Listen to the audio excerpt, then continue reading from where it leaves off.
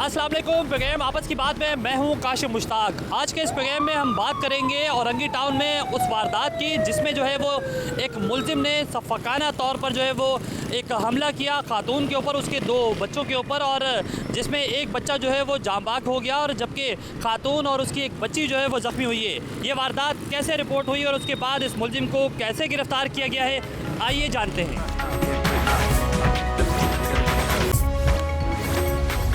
हम औरंगी टाउन के ही मुख्तलिफ इलाकों में घूम रहे हैं और आपको बताएं कि जैसे कि हमने पहले भी आपसे जिक्र किया कि औरंगी टाउन के मुख्तलिफ इलाके जो हैं वो गंजान आबाद हैं और यहाँ अगर कोई वारदात हो जाती है उसके बाद पुलिस की नफरी वहाँ कैसे पहुँचती है ये भी आपको दिखाएंगे। इस वक्त हम भी जो है वो पुलिस की नफरी के साथ जो है वो मौजूद हैं। मेरे कैमरामैन अदनान हैदर अगर आपको दिखाएँ कि हम उस स्पॉट पर पहुँच रहे हैं जिस स्पॉट पर ये वारदात रिपोर्ट हुई औरंगी टाउन के एक इलाके के अंदर, और ये वारदात रिपोर्ट होने के बाद उस मुलजमान तक पुलिस कैसे पहुँची, कैसे कार्रवाई की। इन इलाकों के अंदर बिलखुसूस हमने देखा है कि मुख्तलिफ जो गलियां हों या फिर मेन रोड्स हों वहाँ जो है वो कैमरे भी जो है वो CCTV फुटेज नहीं मिलती है पुलिस को। इस हवाले से भी तफ्तीश में जो है वो कोई बहुत ज़्यादा बेहतरी पुलिस को साबित नहीं होती है। मज़ीद आगे चलते हैं, आगे चल के भी इस हवाले से बात करते हैं, जबकि पुलिस से भी जानने की कोशिश करेंगे कि आया वो इन इलाकों के अंदर कार्रवाइयों को कैसे यकीनी बनाते हैं, मुलजमान को कैसे फिर गिरफ़्तार करते हैं। इस हवाले से हमारे साथ रहिए।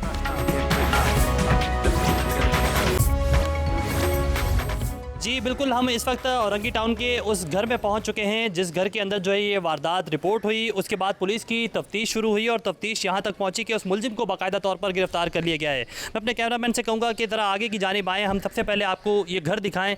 इस घर के जो है वो ऊपर इस फ्लोर के ऊपर जो है ये वारदात रिपोर्ट हुई जिसमें एक शख्स ने जो है वो जो इन्हीं का रिश्तेदार था उसने अटैम्प्ट किया। अटैम्प्ट करने के बाद एक बच्चा जो है वो इसमें जांबाक हुआ जबकि एक बच्ची ज़ख्मी हुई है। वो बच्ची भी आपको दिखाएँगे। साथ साथ पुलिस की नफरी एक बार फिर इस इलाके के अंदर पहुंची है। पुलिस से भी जानेंगे कि आया उन्होंने इस मुलजिम को कैसे गिरफ्तार किया और ये वारदात कैसे रिपोर्ट हुई, इस हवाले से भी जानेंगे। हमारे साथ मौजूद हैं SHO औरंगी अरशद खान साहब। बताइएगा कि कैसे इस मुलजिम को गिरफ्तार किया और कैसे आपको ये वाक़या रिपोर्ट हुआ, इब्तदाई तौर पर क्या हुआ?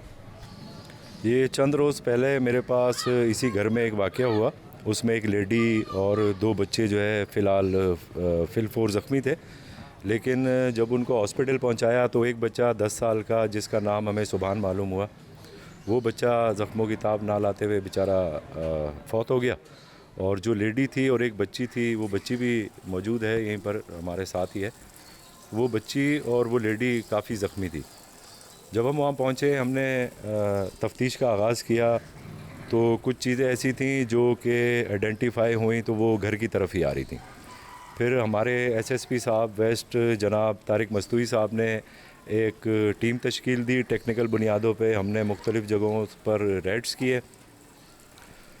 तो फिलफौर हमें 2 दिन तो कोई कामयाबी नहीं हुई, लेकिन तीसरे दिन हमने एक कामयाब कार्रवाई में मुलजिम को जो है गिरफ़्तार किया और उसको फर्दर इंट्रोगेट किया और जो भी उसका तरीका वारदात था और जो लोग थे उसके साथ आया, वो अकेला आया या कोई और भी था। फ़िलहाल उस वक्त हमें ऐसा महसूस हो रहा था कि इसने अकेले ये काम नहीं किया, लेकिन जब चीज़ें आइडेंटिफाई हुई उसको हमने तफ्तीश के दायरे में लेके आया, उसको इंट्रोगेट किया प्रॉपर, तो उसने बताया कि वो अकेला ही आया और ये सारी कार्रवाई जो है उसने अकेले ही यहाँ सर अंजाम दी। मुलजिम इस घर में जब आया तो घर के अंदर कितने लोग मौजूद थे और कैसे जो है वो आया, लोग मौजूद थे भी या नहीं थे, और उसने ये तमाम तर वारदात जाने में की अनजाने में की या ये यहाँ से खौफ के मारे भागने के दौरान जो है वो ये वाक़या रिपोर्ट हुआ? इसमें सर ऐसा है कि मुलजिम जो है वो प्री प्लान था, वो माइंड मेकअप करके आया, जो भी उसने करना था वो सोच के आया, समझ के आया। और उस वक्त जब वो यहाँ आया है तो लेडी थी घर पर और 3 बच्चे थे ग़ालिबन घर पर ना, 5 बच्चे थे घर पर। तो उसमें ये बच्चे बड़े थे, समझदार थे। उसने जब दस्तंदाजी की लेडीज़ के साथ तो उसको इस शुबा था कि बच्चे मुझे पहचानते हैं और ये बताएंगे, आइडेंटिफाई करेंगे। तो उसने अपनी शनाख्त को छुपाने के लिए या इस मसले को जो है इधर ही ख़त्म करने के लिए उसने कोशिश की कि बच्चों पर उसने हमला किया और उनको भी ज़ख्मी किया ताकि कोई उसका नाम ना ले, कोई इसके बारे में बताए नहीं। ठीक हो गया।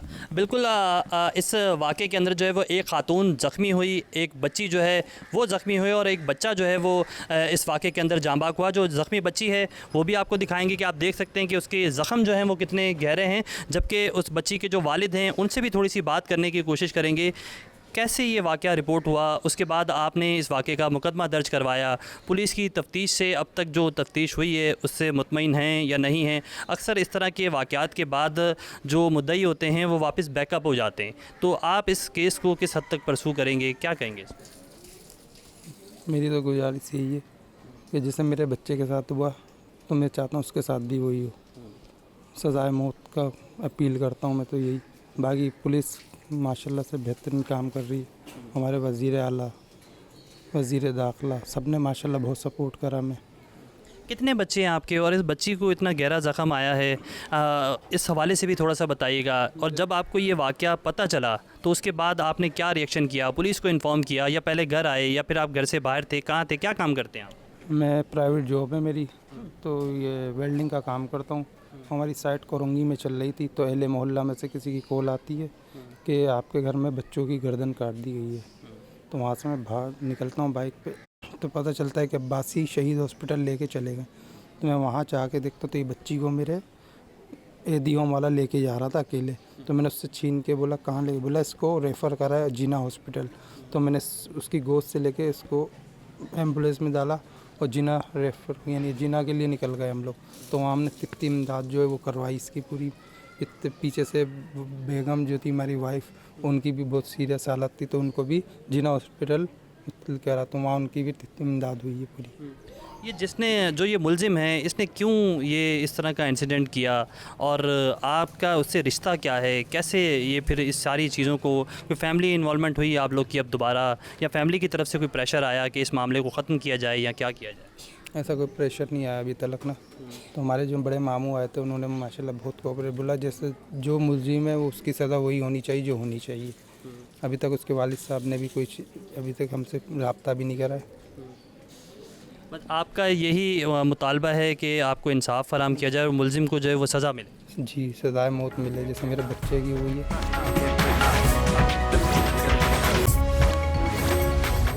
इस वक्त हम औरंगी टाउन थाने में मौजूद हैं। जो इस केस का मरकज़ी मुलजिम है उसे पुलिस ने गिरफ़्तार किया हुआ है और इससे तफ्तीश भी जारी है। मुलजिम से ही बात करते हैं कि आया ये जुर्म उसने क्यों किया। क्या नाम है तुम्हारा और कैसे ये जुर्म किया, थोड़ा सा तफसीली हमें बताना। मेरा नाम समीर है और मैं औरंगी वहाँ लियारी में रहता हूँ। लियारी में से मैं आया यहाँ पर औरंगी टाउन फुप्पो के घर पे। फुप्पो के घर पे आया तो मैं गेट बजाया तो घर के अंदर गया मैं, कोई भी नहीं था। भाभी ने गेट खोला, गेट खोल के मैंने देखा अंदर कोई भी नहीं था, बच्चे सब सो रहे थे। फिर भाभी को मैंने बोला चाय वाय बना के दे दो, उन्होंने चाय वाय बना के दी मेरे को और नाश्ता वाश्ता उन्होंने बनाया अपने बच्चों के लिए। बच्चों ने नाश्ता वाश्ता किया, उन्होंने उठाया बच्चों को और मैंने जब तक चाय वाय पी। फिर वो जब तक नाश्ता कर रहे थे बच्चे, फिर मैंने उनको बोला मेरे को ऊपर से डिवाइस दिखा दो, डिवाइस कैसी होती है। फिर उन्होंने मेरे को डिवाइस दिखावा, बच्चे के हाथ भिजवा के डिवाइस दिखवाई। किस चीज़ की डिवाइस दिखाई? नेट की डिवाइस थी वो। मेरे को ऊपर लेके गया वो बच्चा, मेरे को नेट की डिवाइस दिखाई। फिर मैं नीचे आ गया, फिर मैं मुँह हाथ धोया, मैंने बाल वाल बनाया। मैंने उनको बोला मैं जा रहा हूँ, मेरे को ऊपर से परफ्यूम ला के दे दो। वो ऊपर जाने लगी, मैं भी उनके पीछे पीछे ऊपर चला गया। उन्होंने 2 परफ्यूम मेरे को ला के छिड़काए हाथ पे, मैंने नहीं दूसरा लाओ। जब वो तीसरा लेने जाने लगी तो मैंने पीछे से गेट बंद कर दिया। फिर मैंने उनको ब्लेड व्लेड मारा, इस्त्री विस्त्री मारी उनके सर पे, ठीक है। फिर मैं नीचे उतर गया। नीचे उतर कर आया तो नीचे बच्चा मोबाइल चला रहा था। मैंने उसके पलंग के नीचे से बैटरी निकाली, उसके सर पे बैटरी मारी, मोबाइल उससे मैंने लिया जेब में डाला, बच्ची के बैटरी मारी, बड़ा वाला पंखा उठाया और जब खातून से तुम डायरेक्ट थे तो फिर इन बच्चों को हिट करने की क्या ज़रूरत थी? मैंने इसलिए किया था ये लोग बताएंगे अपने वालिद साहब को या कोई किसी और को। तो समीर मामू आए थे। तो पहले भी इस घर में तुम आते थे इस तरह, पहले भी आते जाते थे? जी, मैं पहले भी आता जाता था। अब तुम पकड़े गए, तुम्हें खौफ नहीं था कि तुम्हारी फैमिली के अंदर ये चीज़ पता चलेगी? तुम्हारे खुद बच्चा है और इस चीज़ों को जब फैमिली में हाईलाइट किया जाएगा तो तुम्हारी बदनामी होगी इस चीज़ में। जी, मेरे को था तो, लेकिन मैंने उस टाइम सोच में नहीं आया ऐसा। फिर सारे वाक़े के बाद वहाँ से तुम फ़रार हो गए। फ़रार होते हुए भी तुम घर से सामान भी लेके चले गए? जी, तोता लेके गया और पंखा लेके गया और ये ले आके डायरेक्ट सरयानी लेके गया था मैं अपने घर। वहाँ ले आके मैंने तोता लटका दिया था, पंखा मैंने स्टोर में रख दिया था, मैंने दोनों चीज़ें वहाँ रख के फिर मैं बाहर निकल गया था।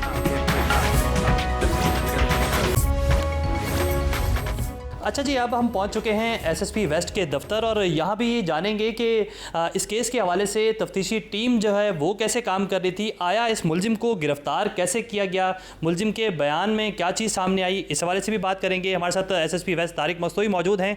बहुत शुक्रिया आपका, आपने हमें टाइम दिया। ये बताइएगा कैसे इस मुलजिम तक हम पहुँचे, इब्तदाई तफ्तीश में इसने क्या क्या बताया था आपको? Thank you very much Kashif.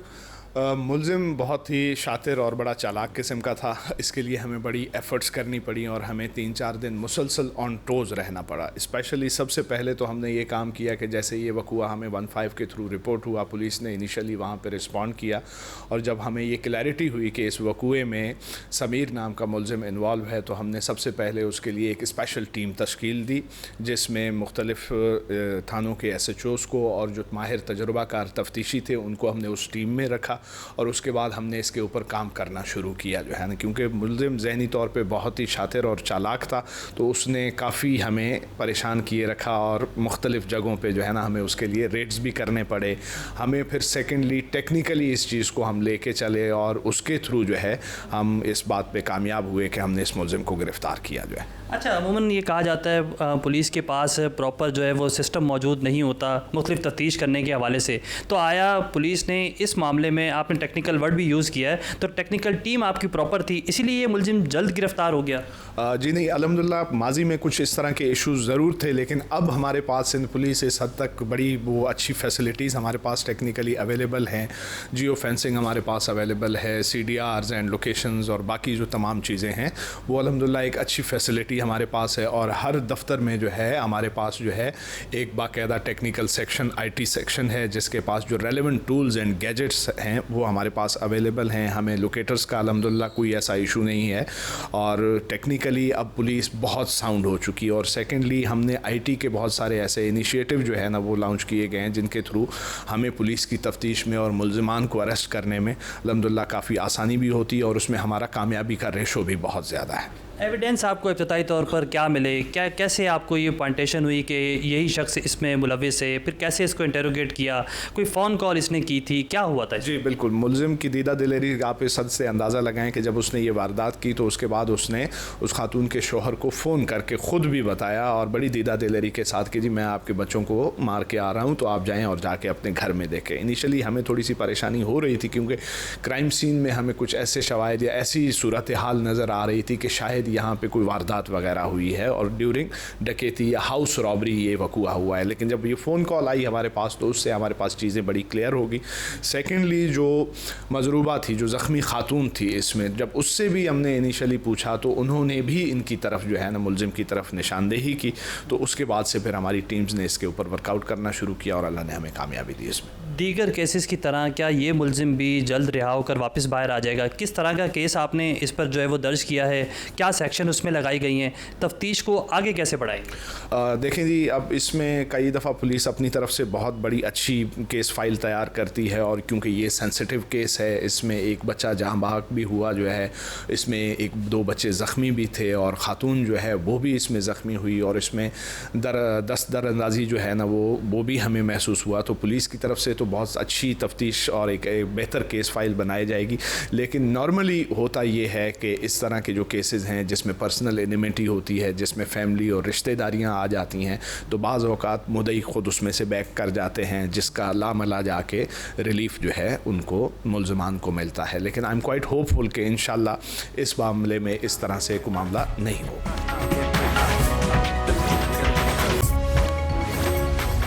मुलजिम समीर को तो पुलिस ने गिरफ्तार कर लिया है, लेकिन अब देखना ये है कि मुलजिम को क्या करार वाक़ई सज़ा हो सकती है। अहले खाना का ये मुतालबा है कि मुलजिम को जो है वो करार वाक़ई सज़ा हो, जबकि पुलिस भी ये चाहती है कि इस तरह के मुलजमान को सज़ा होने से वारदातों में कमी आ सकती है। मैं हूं मुल्तान से इमरान चौधरी। जराइम की दुनिया से आज हम दोहरे कत्ल की वारदात की एक ऐसी कहानी लेकर आपके लिए आए हैं जिसको सुनकर आप ये सोचने पर मजबूर हो जाएंगे कि क्या हमारे मुआशरे में ऐसा भी हो सकता है। जी हाँ, इस कहानी का आगाज़ होता है 19 साला मलाइका की उन छोटी छोटी वीडियोज़ से जो वो शोहरत हासिल करने के लिए मुख्तलिफ सोशल मीडिया के प्लेटफॉर्म्स पर अपलोड करती थी। इन्हीं वीडियोज़ के ज़रिए उसका राब्ता मुजफ्फरगढ़ के एक नौजवान यूनुस से होता है। 2 से 3 माह तक दोनों के दरमियान टेलीफोनिक राब्ता रहता है और उसके बाद दोनों ऑनलाइन निकाह कर लेते हैं। जी हाँ, ऑनलाइन निकाह। इस निकाह की तकरीब में यूनुस के घर वालों की तरफ से कोई शिरकत नहीं करता, लेकिन मलाइका की जानिब से मलाइका की वालदा साजिदा बीबी और साजिदा बीबी का एक दोस्त आमिर इस निकाह की तकरीब में शिरकत करते हैं। इस निकाह की तकरीब के बाद यूनुस का मलाइका के घर आना जाना शुरू हो जाता है और तकरीबन 2 से 3 माह तक वो मलाइका के घर आता जाता रहता है।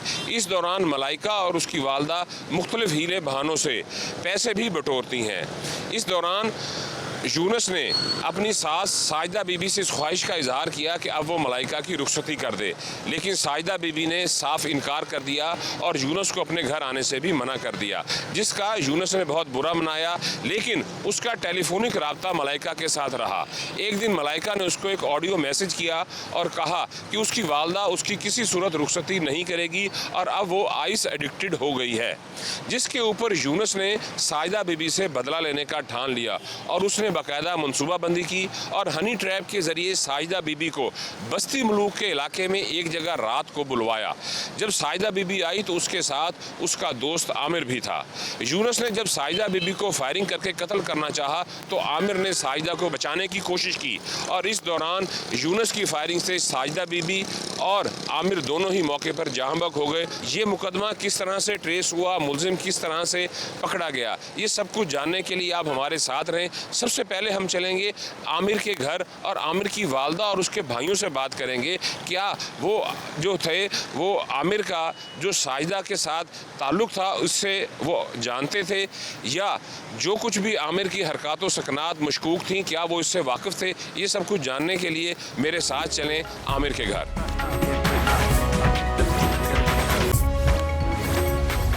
दोहरे कत्ल की वारदात में कत्ल होने वाला नौजवान आमिर, इस वक्त हम उसके घर पे मौजूद हैं। उसके वालदा हमारे साथ हैं, उसके भाई हैं और दीगर अजीज़ व अकारिब हैं। उनसे हम बात करेंगे और उनसे पूछेंगे आमिर के मुतालिक, क्या वो शादीशुदा था, क्या करता था और उनको इस वाक़े की किस तरह से इतला हुई और उसके बाद अब जो है वो क्या तवक्कुआत रख रहे हैं पुलिस के साथ, निज़ाम इंसाफ से। ये सब जानने के लिए इस वक्त हमारे साथ मौजूद हैं मकतूल जो आमिर हैं उसकी वालदा। अच्छा, हमें ये बताएं कि आपके बेटे कत्ल हुआ, आपको कब इतला मिली और वो घर से कब गया, को थोड़ा इसके मुताबिक बताएं।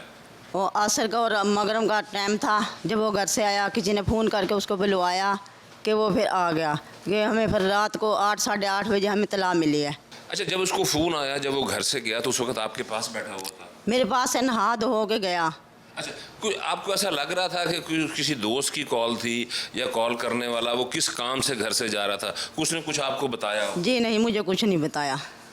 फ़ोन करता करता नीचे चला गया। हम चिबारे में रहते ना ऊपर, और फ़ोन करता करता सीढ़ियों पे से नीचे चला गया।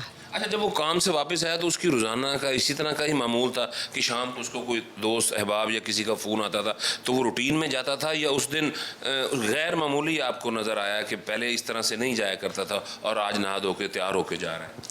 नहीं, कभी फ़ोन आते भी थे, कभी नहीं भी आते थे, कभी जाता था कभी नहीं भी जाता था। थका हुआ होता था, काम पे से आता था, पढ़ के सो जाता था। अच्छा, कितनी उम्र कितनी थी आपकी? उसकी उम्र तकरीबन होएगी 29-29 साल ऐसी होएगी। शादीशुदा था? नहीं, कुंवारे थे। अच्छा, कोई शादी के कहीं रिश्ते की कोई बात चल रही थी? कोई बात माँ की ख्वाहिश तो होती है ना कि अपने बेटे के सर पे सेहरा सजाने की, कोई इस तरह का कोई आपका कोई प्रोग्राम था, कोई मुस्तकबिल करीब में उसकी शादी? नहीं, उसको कहती थी बेटा शादी कर ले। वो कहता था मेरे से बड़े 2 मेरे भाई, पहले उनकी करके मैंने बाद में करवानी, अपना मकान बनवाना मैंने, फिर शादी करवानी, पहले मेरे बड़े भाइयों की करते। अच्छा अम्मा जी, कितने आपके बच्चे कितने हैं? मेरे 6 बेटे हैं माशाल्लाह। 6 बेटे थे, 2 बेटियाँ हैं। अच्छा, और ये इसका ये जो मकतूल आमिर था, ये बेटों में जो है कितना नंबर था, बड़ा था, छोटा था, ये या दरमियान में था? 4थे नंबर में था ये। अच्छा, इससे बड़े 3 थे?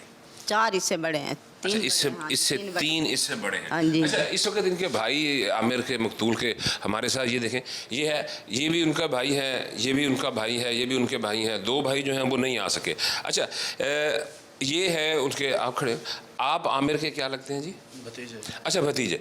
सबसे पहले जिस वक्त आमिर का मर्डर हुआ तो ये एक ब्लाइंड मर्डर था और पुलिस के लिए एक चैलेंज था कि इसको किस तरह से ट्रेस किया जाए। तो आमिर के मोबाइल पर सबसे पहले आपने कॉल की, फिर हाँ, आप बताएं फिर किस तरह से आगे मामला ट्रेस हुआ और आप गए, थोड़ा इसके मुतालिक बताइएगा। तकरीबन कोई था कि 7:45 के लगभग, 7:45 या 8 का टाइम हो जाए रात के। तो जिस वक्त मैंने कॉल की, पहली कॉल की नहीं, किसी ने नंबर उठाया, दोबारा फिर कॉल की, नंबर उठाया, कोई अजनबी था। सलाम दो करके मैंने उससे कहा यानी मेरे चाचू से बात करवा दें आमिर से। कह रहे यानी कि जिसका मोबाइल है उसका नाम आमिर है। मैं कहा जी बिल्कुल उसका नाम आमिर है। कह रहे जी उसके साथ हादसा हुआ पड़ा, एक्सीडेंट हो गया, उसके अलावा उसको कोई फायर मार गए हैं। तो मैंने उनसे पूछा भाई कौन सी जगह है? वो कह रहा है लाड़ आ जाएँ, लाड़ आके शुजाबाद वाला रोड है, फुल सच चक पे ये वाक़या हुआ पड़ा है। तो तकरीबन वहाँ से फिर सबको इकट्ठा किया, इकट्ठा करके वहाँ से निकले हैं, कोई 8:30 के लगभग हम इधर आ गए थे। तो आगे आके देखा था यानी कि चाचू के साथ हादसा हुआ पड़ा था। चाचू पड़े थे और साथ पुलिस वाले सारे खड़े थे, अपनी कार्रवाई कर रहे थे। तो फिर यानी कि उधर आके बताया, देखा चाचू को बस। अच्छा, यानी कि हादसे जिस वक्त ये वाक़या हुआ और उसके बाद सबसे पहला रब्ता आप हुआ और आप मौके पे गए और वहाँ पे जो था उनकी जहाँ पर उनकी डेड बॉडी पड़ी जी बिल्कुल, ठीक है। और कोई उनसे कोई मोबाइल कोई छीना गया, कोई स्नैचिंग की? इब्तदाई तौर पे उस वक्त आपको क्या लग रहा था? क्योंकि उस वक्त तो ये ब्लाइंड था, ये तो बाद में ट्रेस किया पुलिस ने अपनी काविश से। तो उस वक्त क्या आपको लग रहा था? आपके जहन में क्या खदशात चले? क्या कोई आप था कि इसकी मकतूल की किसी के साथ कोई दुश्मनी थी या क्या वाक़या आपके? नहीं जी, ऐसा कोई वाक़या नहीं कि दुश्मनी तो नहीं थी। हमें तो यही लग रहा था कि शायद कोई चोरी की वारदात होगी, ये कोई मसला होगा। लेकिन जब वहाँ पहुँचे थे, चाचू की मोटरसाइकिल भी खड़ी थी, चाचू का मोबाइल भी चाचू के पास ही पड़ा था। तो उस वक्त देख के हैरान हो गए, क्योंकि ना चोरी की कोई वारदात थी, ना कोई ऐसा पता कि दुश्मनी केस था। तो फिर यही लगता था किसी ने बुलवा के यानी कि इसको मारा गया। अच्छा, इसके आमिर के साथ जो खातून थी उसका भी साथ कत्ल हुआ। हाँ जी। कुछ उसके मुतालिक आपको शुबा था?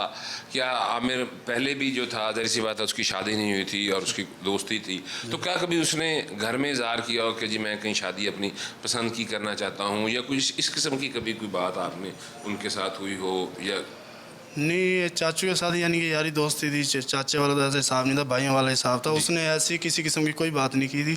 और जो यानी कि औरत थी साथ, वो पहली दफ़ा ही देखी थी हमने चाचू के साथ, और वो यानी कि पहले कभी नहीं देखी थी चाचू। आपने कहा कि चाचू के साथ आपकी दोस्ती भी थी, तो उसने कभी आपको इस खातून के मुतालिक नहीं बताया? इस खातून के मुतालिक चाचू ने कभी किसी किस्म की कोई बात नहीं की, ना कभी किसी पसंद की बात की थी। अच्छा, इस वक्त हमारे साथ मकतूल के भाई बैठे हैं, उनसे हम पूछेंगे, आप बैठे कि अच्छा आप बताएं अपने भाई के मुतालिक कि वो किस तरह का भाई था और उसके जाने के बाद आप घर में, ज़ाहिर सी बात है, कमी तो महसूस हो रही होगी। जी बिल्कुल, वो खुशहाल रहता था और सबको खुश रखता था। अच्छा जी। अच्छा, और आप ये साथ, आप भी उनके बड़े भाई हैं। अच्छा, आपके इल्म में कभी उसने बताया हो कि वो कोई अपनी पसंद की शादी करना चाहता है या कुछ इस तरह का? क्योंकि उसके साथ एक खातून का भी साथ मर्डर हुआ और जो मुलजिम था उसने उन दोनों को जो है वो कत्ल किया। जी नहीं, पहले कभी कोई ऐसी बात नहीं हुई। उसको कहते थे कि तुम्हारी शादी करते हैं, 2-3 की इकट्ठी करते हैं। वो कहता था नहीं, पहले जो बड़े हैं उनकी कर दो। इस समय कोई बात नहीं हुई हमारी कभी ऐसी। अच्छा, वो मैं इलाके में गए तो वहाँ पे हमने किसी ने हमें बताया कि वो कोई मकतूल कोई नशे का आदी भी था। पता नहीं जी। अच्छा, आप इस तरह की कोई बात नहीं थी? क्योंकि इलाके में जिस वक्त हम गए तो कुछ लोगों ने इस खदशे का इजहार किया कि शायद वो कोई आइस का या कोई और नशा वगैरह भी करता था। तो कोई इस तरह की बात कभी आपके? सर जी, वो तो कभी रसीली तक नहीं खाता था, नशा कहाँ से करता था। हमने नहीं कभी, हमने उसको पूछा भी है 2-4 दफ़ा, उसने भाई ऐसी कोई बात नहीं है, मैं तो आपके सामने कभी सिगरेट नहीं पीता, रसीली नहीं खाता, कुछ भी नहीं ऐसा वो काम करता था। हम अच्छा, अभी इस वाक़े में मुद्दई आप में से कौन सा भाई है? अच्छा, आपका क्या नाम क्या है जी? मोहम्मद फैसल। आप इस वाक़े के जो हैं वो मुद्दई हैं। अच्छा, मुलजिम ट्रेस हो चुका है। अभी को मुलजिम की जानिब से नॉर्मली हम देखते हैं कि जो कत्ल के मुलजमान होते हैं, जो गिरफ़्तार हो जाते हैं, तो उनकी जानिब से सुलह के लिए जो है ना वो कोशिशें की जाती हैं या दबाव डाला जाता है जिस वक्त आप पेशी पे जाते होंगे। तो कोई इस तरह का कोई आपके साथ कोई जो मकतूल मुलजिम था उनकी वर्सा की तरफ से कोई आपसे रब्ता हुआ हो या कोई सुलह की कोशिश की गई हो? नहीं हुई अभी, ना ही हमने सुलह करनी है, खून के बदले खून है। अच्छा, यानी कि आपका मतलब ये है कि खून के बदले खून के आप पूरा केस जो है वो लड़ेंगे और उसमें जो कोर्ट डिसाइड करेगी आप उसके अंदर जो है ना वो करेंगे जी। अच्छा, यहाँ पे हमारे साथ जो है वो मकतूल आमिर हैं, ये भी उनके करीबी अजीज़ हैं। अच्छा, आपका क्या है मकतूल के, आप क्या लगते हैं जी? जी, मेरे मामू का बेटा था। वो आपके मामू का बेटा था, ज़ाहिर सी बात है आपके दोस्त। आप थोड़ा सा आमिर के मुतालिक जो है जी, आमिर ना तो किसी किस्म के नशे की लत में था सर जी, और ना ही किसी का फजूल उसका चक्कर था, काम से घर, घर से काम। ये अचानक ही उस दिन मामी जी को कॉल आई है, उनको कॉल आई है और मामी जी ने देखा कि ये नहा धो के फ्रेश होके जा रहा है बाहर।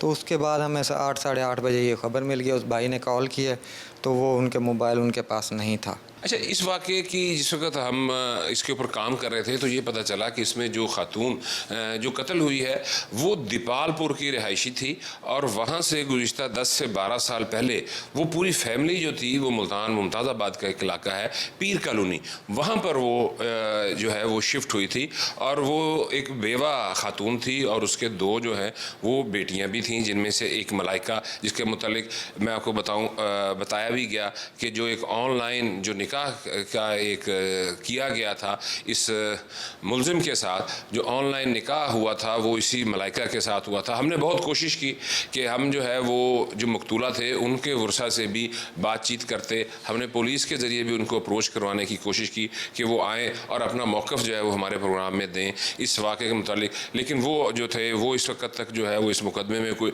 इंटरेस्ट नहीं ले रहे। पुलिस हुकाम का यही कहना है कि वो उनके साथ बुलाने पर भी जो है वो नहीं आते और इस मुकदमे के जो वाहिद जो मुद्दई हैं, इस सी बात है मुद्दई तो एक ही होना था, लेकिन फिर भी आखिर उनकी वो खातून जो है वो भी कत्ल हुई है, लेकिन वो इस वाक़े में कोई इतना ज़्यादा इंटरेस्ट नहीं ले रहे और इसको परसू नहीं कर रहे। ये वाक़या हुआ, उसके एक ब्लाइंड मर्डर था, ये किस तरह से जो है ये ट्रेस हुआ और अब जो है कानूनी तौर के ऊपर किस स्टेज पे ये केस पहुँच चुका है, ये सब जानने के लिए हम चाहेंगे थाना बस्ती मलूक जहाँ का ये वकूआ है और वहाँ जाके जो है वो SHO बस्ती मलूक से बात करेंगे और उनसे डिटेल लेंगे कि मुल्ज़मान और ये वाक़या जो है किस तरह से हुआ और किस तरह से ट्रेस हुआ। जी, हम इस वक्त बस्ती मलूक थाने में पहुंच चुके हैं और चलकर बात करेंगे SHO थाना बस्ती मलूक इमरान गुल से और उनसे जानेंगे कि ये ब्लाइंड मर्डर जो है वो सिर्फ 4 दिन के कम वक्त में किस तरह से ट्रेस हुआ और इसके क्या मुहर्रकात थे। मुल्ज़मान अब जेल में हैं, उनकी प्रोसिक्यूशन के लिए उनको जल्द सज़ा दिलवाने के लिए क्या इक़दाम किए जा रहे हैं। तो आए मेरे साथ चलें।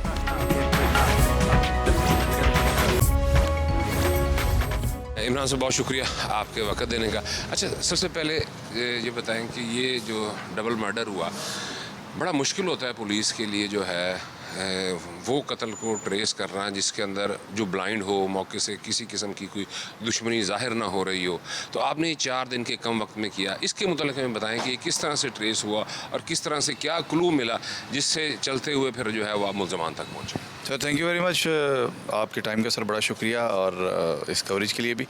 सर, ब्लाइंड मर्डर था, डबल मर्डर था, एक खातून शारे आम पे एक मर्द के साथ कत्ल हो गई, तो इसकी सनसनी का अंदाज़ा सर आप इस बात से लगा लें, शारे आम के ऊपर औरत का कत्ल हो जाना एक सनसनी खेज़ संगीन वारदात के ज़ुमरे में आता है। 15 की कॉल, वहाँ पहुँचते हैं, क्लू लेस हैं, इवन कि इनकी आइडेंटिटी जो है वो भी नहीं थी। कस्बे के लोगों से पूछा, वो भी बता रहे थे कि इनकी कोई आइडेंटिटी नहीं है। तो लकीली हमें एक CNIC मिल जाता है इसके पास से आमिर के जो मकतूल है, और वहाँ से आमिर के वर्सा के साथ हमारा लॉइजन बिल्टअप होता है और इसकी सर तफ्तीश वहीं से स्टार्ट हो जाती है। क्राइम सीन कॉर्डन किया गया, उसकी प्रोसेसिंग प्रॉपरली की गई। क्राइम सीन की प्रोसेसिंग के अंदर हमने सर CRO CIA हमारी जो फ्रेंसिक की टीम्स थी वो हमारे हाइफ्स तमाम लोग जो है इसके अंदर हमने उनकी वर्किंग इनकलकेट करके इनकॉर्पोरेट करके उसे स्टार्ट किया हमने सर इसमें हमें फ्रॉम द क्राइम सीन एक सेल फ़ोन जो है रिकवर हुआ जो कि आमिर मकतूल का सेल फ़ोन था और उसका सर सबसे पहले हमने सेलुलर एक्टिविटी जो है उसको चेक किया। उसकी सेलुलर एक्टिविटी जो है उससे हमें सर कुछ ऐसे क्लूज़ मिल गए जो कि हमारे लिए बड़े मुफीद थे, जैसे कि सर उन लोगों का जो इसके उस दिन के टॉप कॉलर्स थे सेम सेल ID में आना साबित था। उसके बाद सर फिर हमने पुलिस साइंस, ह्यूमन साइंस जो है उसको इनकॉर्पोरेट किया अपना सोर्स जनरेट करके, और हमने हमारा जो सस्पेक्ट बन रहा था उसका कंटिन्यूस वॉच स्टार्ट कर दिया। सर ये हमने चौथे दिन अल्हम्दुलिल्लाह इसको प्रॉपरली वर्कआउट कर लिया था केस को, बाकी सर जनाब बेहतर समझते हैं कि we have to go with the case protocols, तो वो सर हमने सारे अडॉप्ट किए और प्रॉपरली शहादतें भी क्राइम सीन से हमने कलेक्ट की। इनकी सेलर एक्टिविटी के साथ इनका सेल आईडी में मौजूद होना वो हमारे लिए सर बड़ा मुफीद साबित हुआ। फिर हमने CCTV फुटेजेस कलेक्ट की। CCTV फुटेज के अंदर जो है वो भी हमने अपने कातलों को देखा, वहाँ पे इनका आना, एनी शाहिद हमें जो है वो एक मिला, दाओ दैट वाज अ वेग evidence yet that was very beneficial for us in the course of investigation. Sir CPO साहब मुल्तान ने, SSP साहब ऑपरेशन मुल्तान ने, SSP साहब इन्वेस्टिगेशन, SP साहब सदर, DSP साहब MR, इतने संगीन वारदात के बाद भी सर उन्होंने हमें मॉरली भी बैकअप किया, हमें रिसोर्सफुल किया, स्किलफुल लोग जो है वो हमारे साथ अटैच किए। बेस्ट टीम सदर डिवीज़न की, जिसमें सर मैं यहाँ पे ज़रूर नाम लूँगा, Sajid Bandesha ASI, he is best of the best, Ali Raza SI साहब वो हमारे साथ थे, SSP साहब ऑपरेशन की काउंसलिंग हर जगह पे हमारे साथ थी। और ये बताइएगा इमरान साहब कि जो मुलजिम है उसका मकतूलिन के साथ क्या था? हमें ये पता चला कि उसमें एक ऑनलाइन निकाह करवाया गया था मलाइका नामी किसी लड़की के साथ जो मकतूला थी, उसकी वो बेटी थी। अच्छा, क्या आप समझते हैं कि हमारे माशरे में क्यों ये ख़ास तौर पे जो साइबर क्राइम है ये एक बड़ी नई चीज़ थी? ऑनलाइन मालियाती फ़्रॉड तो होते थे, लेकिन ये पहली दफ़ा हुआ कि ऑनलाइन के ज़रिए जो है वो निकाह किया गया और फिर उसके बाद रकम भी हथियाई जाना शुरू हो गई। तो मुलजिम को सिर्फ एक यही रंज था या इसके अलावा भी उसकी कोई रंजिश थी मकतूलिन के साथ? Sir there is dichotomy on in our society and crime again is a multiple phenomena and there are multiple reason for crime commission. इस क्राइम में सर कैटेगोरिकली जो रीज़न थी वो रिवेंज था, उसमें एगोनाइजिंग फैक्टर, एंग्विश फैक्टर वो बड़ा evident है सर। ये जो कातिल है ये मकतूला साजिदा की बेटी मलाइका को अपना खावन मानता था, उसको अपनी बीवी मानता था, and they were in relationship since long.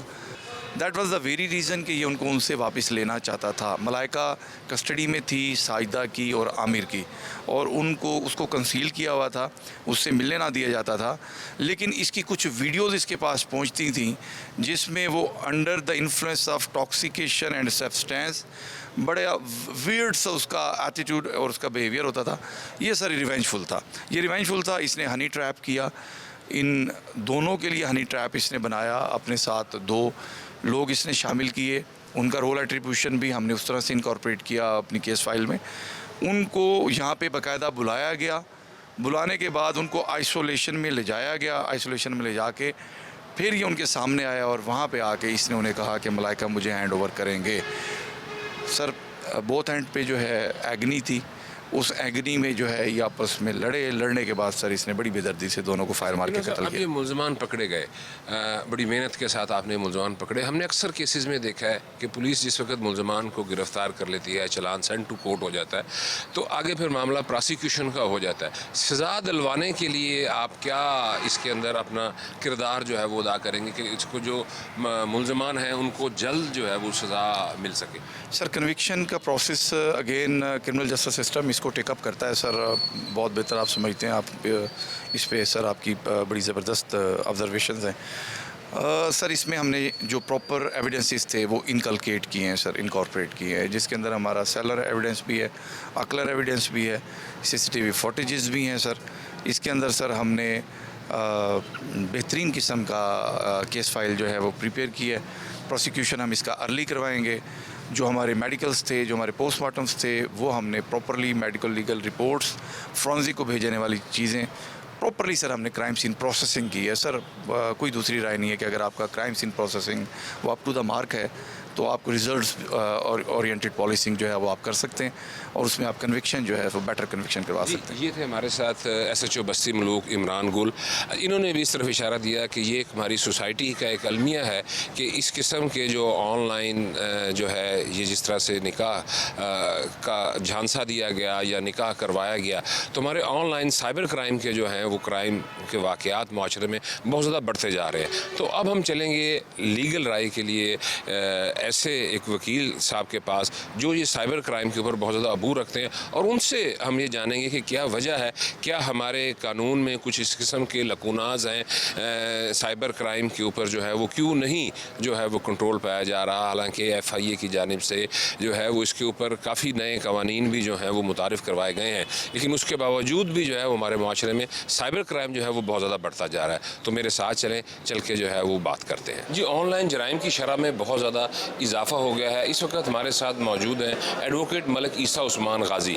हम इनसे पूछेंगे कि ऑनलाइन फ्रॉड के तदारुक के लिए जो मुख्तलिफ कवानीन बनाए गए हैं वो क्या समझते हैं कि ये कवानीन जो है वो काफ़ी हैं या मज़ीद कवानीन की जो है वो ज़रूरत है। बहुत शुक्रिया मलिक साहब, आपने हमें टाइम दिया। अच्छा, आजकल जो है पहले तो ऑनलाइन सिर्फ मालियाती फ्रॉड्स होते थे, लेकिन अब कत्ल और इस जैसे जो दीगर जराइम हैं वो भी ऑनलाइन जो है वो बहुत उनका मुहर्रकात जो है वो ऑनलाइन से शुरू होते हैं। तो आप क्या समझते हैं कि जो इस वक्त कवानीन हैं वो काफ़ी हैं या कुछ नए कवानीन बनाने की भी ज़रूरत है? जी शुक्रिया चौधरी साहब।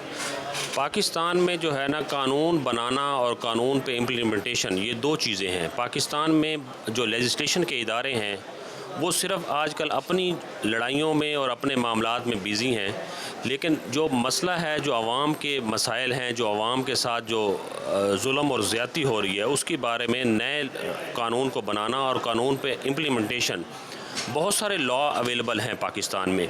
और पाकिस्तान में जिस तरह अब जिद्दत आ रही है, सोशल मीडिया का दौर है और सोशल मीडिया से कनेक्टेड जो जराइम हैं वो बड़ी शिद्दत से पनप रहे हैं। पाकिस्तानी माशरे में आप देखें कि पाकिस्तानी माशरे में एजुकेशन की इतनी कमी है, लेकिन उसके बावजूद सोशल मीडिया का इस्तेमाल इतना ज़्यादा है। 6 करोड़ प्लस लोगों के पास मोबाइल फ़ोन है और इन मोबाइल फ़ोन की वजह से जो क्राइम में इजाफा हो रहा है वो आए रोज़ एक नए अंदाज में, यानी आप जैसे लॉ मेकिंग करते हैं उसके बाद कोई नई चीज़ डेवलप हो जाती है, तो उसके हिसाब से पाकिस्तान में लॉ का बनाना और लॉ पे इम्प्लीमेंटेशन करना ये दो डिफरेंट चीज़ें हैं। हम अपने हर प्रोग्राम में जराइम की दुनिया से आपके लिए कुछ अनोखा और कुछ मुनफरिद स्टोरी ढूंढ कर लाते हैं, जिसका मकसद सिर्फ़ और सिर्फ आपको ये आगाही देना होता है कि इस वक्त मुआशरे में किस तरह के जुराइम हो रहे हैं, उनके पीछे क्या मुहर्रिकात होते हैं और इन जराइम से कैसे बचा जा सकता है। आज की जुर्म कहानी को ही देख लें कि ऑनलाइन निकाह जहां पे 2 अफराद की जान ले गया, वहीं पर मुलजिम सारी ज़िंदगी जेल की सलाखों के पीछे अब गुजारेगा। तो इसलिए चाहिए आपको ये कि अगर आप ऑनलाइन को रिश्ता ढूंढ रहे हैं तो जो अच्छी रिलायबल ऐप्स हैं सिर्फ उन्हीं के ज़रिए ही रिश्तों को तलाश करें। मुख्तलिफ सोशल मीडियाज़ की ऐप्स जिस पे मुख्तलिफ किस्म की वीडियोज़ अपलोड होती हैं उनको देखकर रिश्ते के चुंगल में ना फंसें, वरना उसका अंजाम आज की क्राइम स्टोरी में हम आपको दिखा चुके हैं। आज के प्रोग्राम के लिए इतना ही। कैमरामैन जाहिद कुरैशी के साथ इमरान चौधरी को इजाज़त दीजिए। रब रखा।